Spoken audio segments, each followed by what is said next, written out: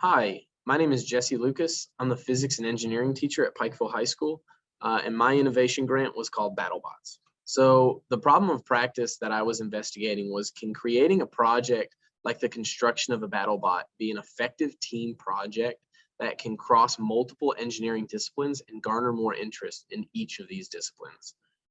So my idea kind of stemmed from robotics competitions. So there's a lot of VEX robotics competitions here in Eastern Kentucky, but I was trying to think of one, what I could do that would cross over more disciplines of engineering, and also what could set my program apart here at Pikeville High School. And when my students were doing the VEX robotics, they talked to me into playing or showing them BattleBot videos while they were making these VEX robotics. And I thought, this is so cool. I think that we could do this. So I did some research, and they actually have some high school leagues. So that's what we've essentially tried to do here. So with the implementation, I decided to go with ant weight BattleBots. So ant weight BattleBots are just 1 pound BattleBots. They're really small. They're not that big at all. And I'm going to use them actually in 2 different classes. So the first class I'm going to talk about is my Principles of Engineering class, which is my 2nd year engineering class. I'm going to let them do more advanced bots, the ones that will take them a little bit longer to put together and they can put a little more thought into them, and then walk through and highlight how they touch the different disciplines of engineering and how you can utilize them in this project and in the real world. And in my Introduction to Engineering Design class, which is the 1st year engineering class, I'm going to let them use the kind of more simple bots. And then I'm going to have them reverse engineer them. So I'm going to have them build them up, make them look really cool, and then say, all right, how can you make them better? And then use their 3D designing skills to actually make their battle bots better. So resources and personnel I'm going to need for this. So I ended up getting BattleBot kits. In the future, I don't necessarily want to just purchase the kits. I'd like to just purchase, the little parts, the wiring. But for now, where I don't know a ton about it, and the kids don't know a ton about it, we're going to learn together and we're going to use the kits. I ended up going through 2 different FingerTech carriers. FingerTech is just apparently the go-to for all little itty bitty products. And you can look on the picture there. I'm talking, these motors are the size of your pinky fingers, at the tip of your pinky finger. So it's actually pretty cool to look at. So while doing research on where I should get some of these, I've actually made some really, really cool connections that I'm hoping blossom into a lot of different things. One of them is Newton's Attic. Newton's Attic is a STEM camp in Lexington, and I reached out to them because someone told me that they do kind of something similar to this with bigger bots.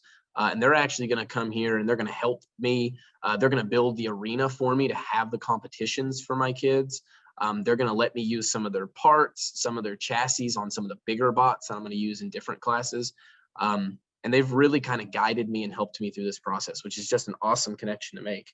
I also, through one of the FingerTech carriers, I met a man named Brandon Kittenridge, who's actually, he owned one of the companies that I bought some of the BattleBot kits through, but he actually designs the big ones that are on Discovery Channel, the 250-pound bots.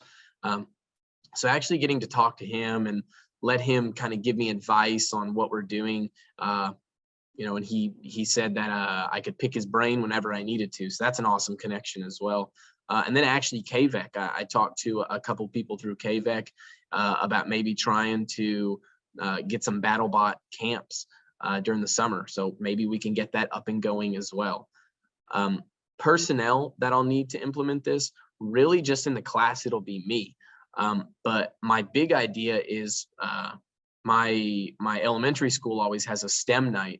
I'd like to piggyback off of that STEM night and make it not just elementary, but high school kids as well, and then have the tournament there. And that way we'll get some publicity, people can see it, and it'll really garner a lot of interest because, I mean, these kids are going to spend a lot of time on these, building them from the ground up. And I think people will be interested in it. So here's 2 of the kits that I got from the robot shop. Now these kits are the more basic ones.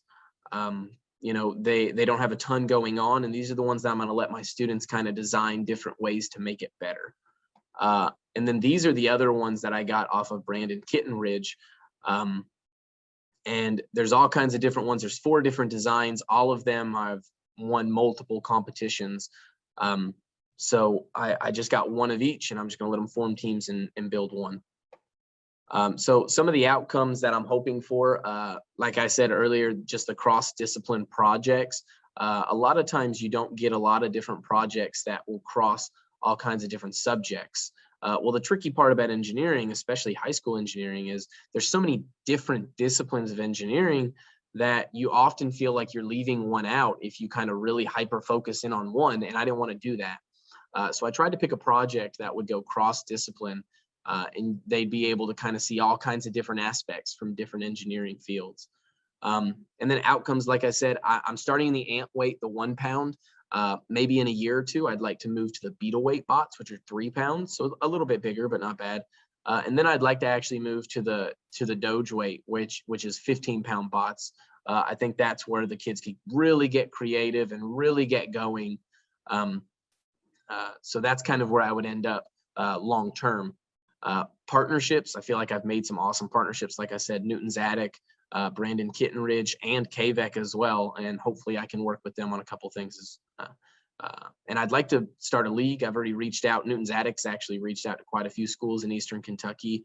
We have one other school that's interested. So I think it would be super cool to start a BattleBots league here in Eastern Kentucky. That could be something that we're known for.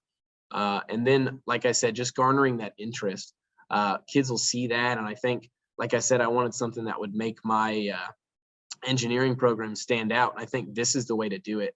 And I think it'll garner a lot of interest for kids that are in high school already, kids that are in middle school, and kids that are in elementary school. They'll see it, and I think they'll think it's really cool and want to do that one day once they make it to high school. Measuring the outcomes. So the pre-assessment that I'll do before it is a lot of just the theory to the applications. They can learn theory in the classroom all that they want, but the one thing that I do like about this is it's very project-based. I mean, it's literally just an entire project. So they can take that theory and move it to the applications, which they don't get a chance to do.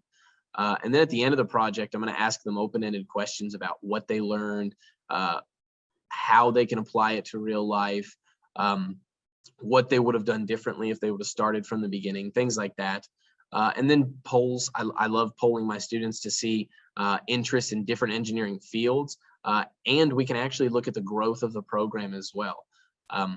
So if I've got 20, I think I've got 25 kids in my first year engineering right now, hopefully by the end of next year, I can shoot for 30 or 35 and really start to grow this program into the juggernaut that I want it to be here in Eastern Kentucky. And yet again, if we have a tournament, we can look at the tournament.